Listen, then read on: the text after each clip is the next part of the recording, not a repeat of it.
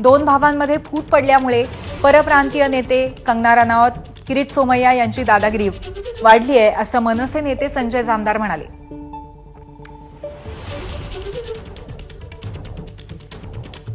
महाराष्ट्रातल्या जनतेला जसं वाटतं की ठाकरे ब्रँड हा टिकावा महाराष्ट्रामध्ये, या महाराष्ट्रामध्ये केवळ फक्त माननीय राजसाहेबांची किंवा ठाकरे बंधूंचीच, ठाकरे कुटुंबाचीच हे दादागिरी चालावी म्हणजे राजकीयदृष्ट्या.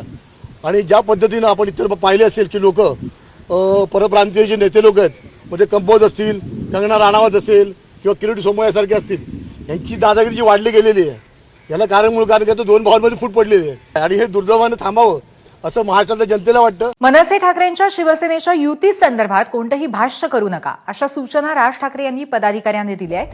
केंद्रीय समितीच्या बैठकीत राज ठाकरेंनी पदाधिकाऱ्यांना या सूचना दिल्या आहेत. पण असं असतानाच युतीबाबत आम्ही प्रस्ताव का द्यावा असं मनसे नेते संदीप देशपांडेंनी विचारलंय.